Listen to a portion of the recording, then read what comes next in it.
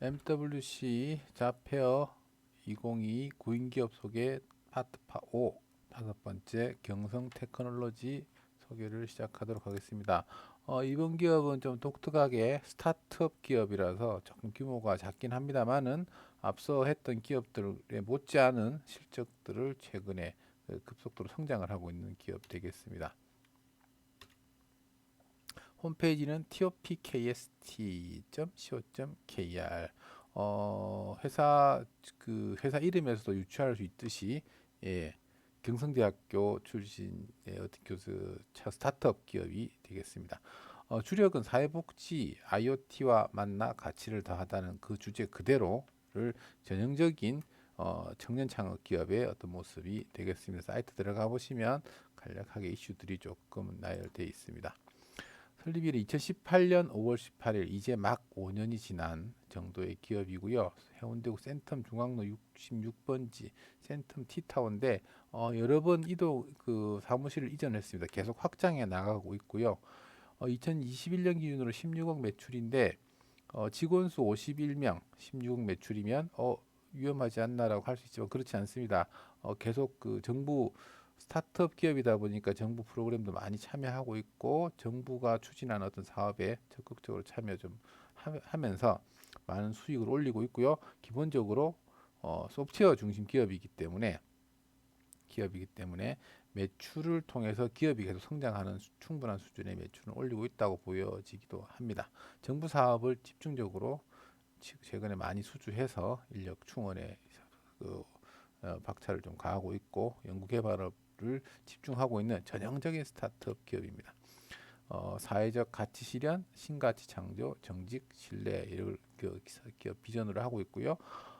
주력 아이템이 뭔지를 이제 말씀을 드려야 되는데 이 회사의 주력 아이템은 아이마크라는 겁니다. 이거 보시면 딱 전형적 아이 뭐지?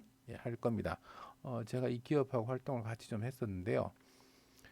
유치원 부모들이 이렇게 야외나 이런 데 공간을 나갔을 때 어떤 꼬마들을 데리고 통제가 약간 어려운 상태 꼬마들, 아주 어린애들, 유치원 학생들을 데리고 다녔을 때 일정 범위를 벗어나서 미아가 발생할 수도 있기 때문에 그런 걸 좀 방지할 수 있는 어린이집 견학 활동 지킴이 아이마커, 생각해 보면 참 단순한 것 같지만 이분들 이걸로 5년 동안 사업을 지속해 오고 있고요. 상당한 성과를 냈고 지금 많은 그 영역들에서 수익을 내고 있습니다. 이건 뭐 임대도 하고 이용료를 받고 이렇게 하시는 것 같아요. 이 화면은 어플리케이션, 그분들이 만들어 놓은 어플리케이션 화면이고요. 일정 범위로 벗어나게 되면 그 학생에게 알람이 올라오는 이런 그 기업이 되겠습니다. 그 제품이 되겠습니다. 이걸 가지고 부산시가 2020년 정도였던 것 같아요. 유아 실종 방지 제품이라 가지고 스텔라 식기 기업에 들어가기도 했던 그런 실적을 좀 냈습니다. 요걸 기본 매출로 잡으면서 전동 휠체어에 들어가는 전용 내비게이션을 만드는 작업을 개발을 계속 하고 있고 현재 사업화 단계에 좀 들어간 것 같습니다. 사업화 단계까지 진입을 한 것 같은데 전동 휠체어의 내비게이션, 우리가 자동차에도 내비게이션을 쓰는데 요즘은 내비게이션보다 아빠나 뭐 부모님 아니면 본인들이 운전하실 때 내비게이션보다는 뭘 많이 쓰죠? 스마트폰으로 그냥 보시죠. 그러면 되는데라고 생각할 수 있지만 장애인 휠체어용 내비게이션은 달라야 됩니다. 장애인은 기본적으로 몸이 불편하고 손발이 자유롭지가 않은 경우가 있기 때문에 그분들을 위한 전용 내비게이션이 필요하고 기능적으로 단순해 보일지 모르지만 거기에 특성에 맞춘 내비게이션을 만들었고요.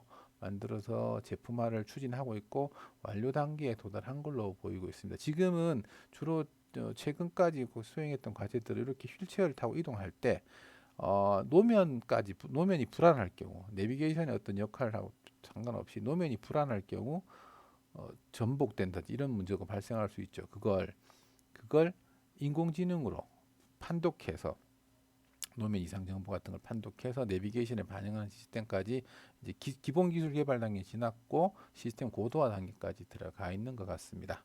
그 정도 도달한 기업이고요.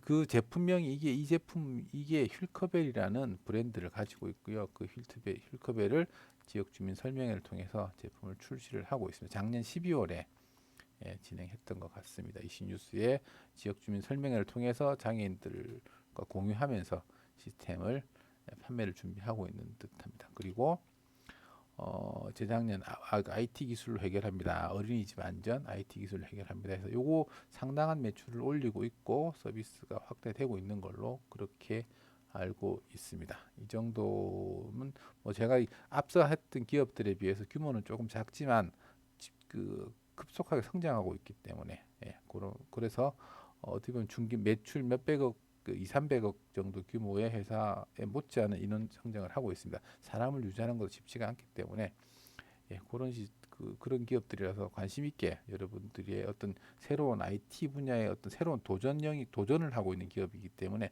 한번 좀 관심을 가지고 살펴볼 만한 업체지 않겠나라고 해서 5번째 기업으로 제가 설명을 드리고 있습니다. 구인 공고 내용은 인공지능 관련 솔루션 개발자를 모집을 하고 있고요. 인공지능 학습용 데이터셋 구축, 데이터 수집, 정제, 가공, 검수 담당자, 손이 많이 가는 일이기 때문에 그런 일을 좀 담당할 사람을 뽑고 있고 인공지능 학습, AI, 기타 응용 서비스 개발 백엔드를 후방 지원을 할 수 있는 부분들을 좀 뽑고 있습니다. 여기서 우대사항은 정보 처리 기사라고 되어 있는데 기사 자격증이 있으면 좋냐가 아니고요. 프로그래밍 능력이 있어야 되죠. 그래서 기사 자격증은 있으면 좋고 정도로 보시면 되겠습니다. 컴퓨터 공학 계열이라고 하지만 인공지능 관련 소프트웨어 프로그래밍을 다룰 수 있다든지 파이썬을 써서 툴을 개발할 수 있다든지 인공지능 모델에 대한 이해가 충분하다든지 머신러닝을 좀 해봤다든지 하시면 충분히 지원 가능한 업체가 되겠습니다.